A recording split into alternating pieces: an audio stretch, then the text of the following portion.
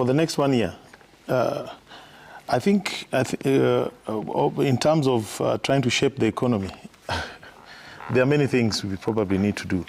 But I think we need to focus on things that affect the common man. Let's start with the university funding model.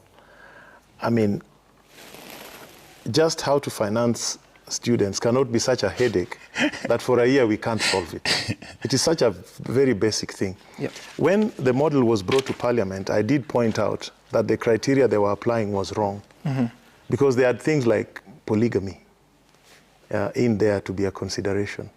How many wives your father has and all that. I mean, it is very simple.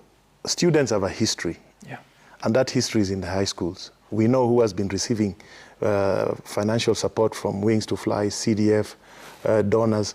Everybody knows that. So let the students apply for the university funding while they're still in high school, where their teachers can help them, and there's also internet access and all those things. And then transfer that financial record into the portal where their assessment is being done. And then capture the data of the parents, because every parent has a phone. And from someone's phone, you can actually check all the data transactions and all. And you can see the income. You can go to, you know, all this information. You can, in other words, use financial parameters, not socio-economic parameters.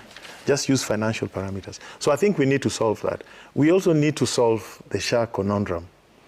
We cannot, I mean, when people go to hospital and they don't get treatment, or when there are all these challenges, that is not good. I think we need to focus on this. And my recommendation there is deal with the historical issues and let this new model grow organically. I have a lot of problems with the 104 billion that is being committed to develop an information management system. And I've pointed out that 104 billion was the first Eurobond we borrowed.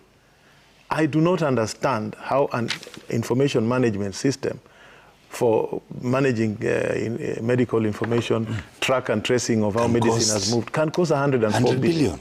There's a problem, and we don't need to hide. Let us just deal with issues, the big policy intervention. Can Parliament do anything on that? Because the Auditor General has spoken about it. We spoke about it.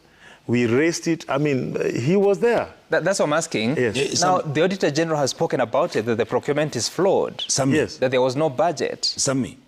What did you expect? And you see, the problem with it, it is not being funded, but it is being pre-financed by Safaricom. You know, Safaricom is cash-rich. So, and they become, I said in Parliament, this is in public record, they are very notorious for financing opaque projects. Yes. This is not the first one Safaricom is financing. That's what I'm asking. Yes. Are there consequences? Because the president owned the system and said that that's why I brought the consortium of 3 companies. It's opaque. But you see, when you have a commitment of 104 billion, you know, I say instead of that Parliament, that contract was never brought to Parliament. We never looked at it. Thank you. We never looked at that contract. I asked for it. I said it should be brought to us. Because there are the underlying government contingent liabilities by way of guarantees of payment. But it was never brought to us. And if you take 104 billion for an information management system, the legacy debt to private hospitals is 30 billion, yes? You are still left with 74 billion, yes? If you look at the cost of underwrite, I mean, it is 104 billion is $700 million. And I said, look at the big insurance companies. How many are, the core capital is $700 million, and how many people they serve? And how many, Okay, so all right. Let's